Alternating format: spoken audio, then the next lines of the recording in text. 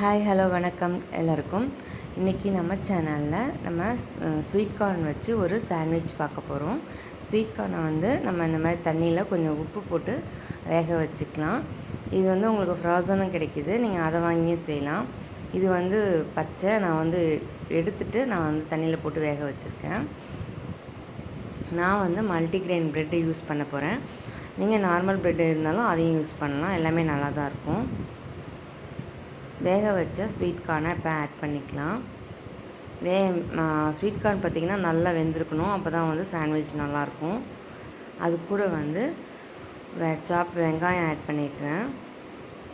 ரொம்ப பெருசு பெருசாக இல்லாமல் கொஞ்சம் சின்ன சின்னதாக கட் பண்ணிக்கோங்க.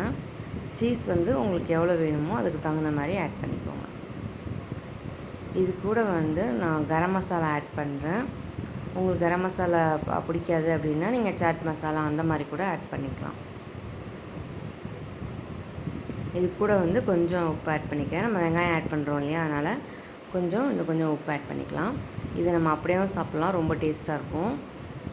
இப்போ நம்ம இதை ப்ரெட்டில் சாண்ட்விச் செய்கிறதுக்கு இதுதான் பேஸு. இப்போ நம்ம ப்ரெட்டில் ஸ்ப்ரெட் பண்ணுறதுக்கு நான் க்ரீன் சட்னி எடுத்திருக்கேன். க்ரீன் சட்னி ஸ்வீட் கார்னோட ரொம்ப நல்லா சூப்பராக இருக்கும். உங்கள்கிட்ட க்ரீன் சட்னி இல்லை அப்படின்னா நீங்கள் சாஸ் கூட ஸ்ப்ரெட் பண்ணிக்கலாம். ரெட் சில்லி சாஸ் அந்த மாதிரி ஸ்ப்ரெட் பண்ணிங்கன்னா இன்னும் டேஸ்ட்டாக இருக்கும். அதுக்கப்புறமா நம்ம பேஸ் நல்லா வச்சுக்கலாம். பேஸ் நிறைய வைக்காதீங்க, அப்படி நிறையா வச்சிங்கன்னா வெளியில் விழும்.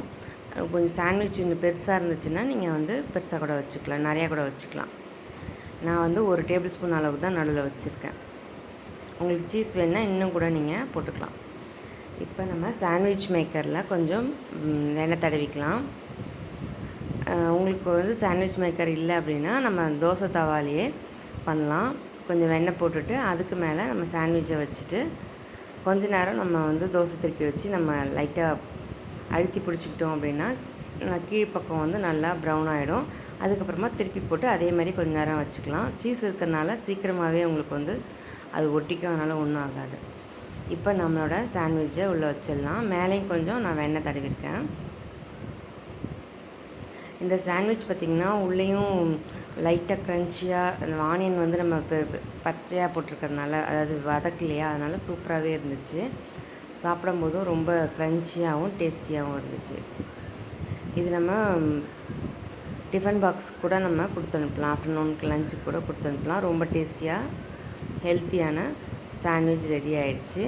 நீங்களும் இதே மாதிரியே ட்ரை பண்ணி பாருங்கள். மல்டிக்ரெயின் ப்ரெட்டில் தான் செய்யணும் அப்படின்லாம் இல்லை, நீங்கள் நார்மல் ப்ரெட்டில் கூட செய்யலாம். ரொம்ப சூப்பரான டேஸ்டியான சாண்ட்விச் ரெடி ஆகிடுச்சு ஸ்வீட் கார்ன் வச்சு. நீங்களும் ட்ரை பண்ணுங்கள். ட்ரை பண்ணி பார்த்துட்டு எனக்கு கமெண்ட் பாக்ஸில் கமெண்ட் பண்ணுங்கள். வேறு ஒரு சூப்பரான இன்ட்ரெஸ்டிங்கான வீடியோவில் பார்க்கலாம் ஃப்ரெண்ட்ஸ். அது வரைக்கும் பை பாய்.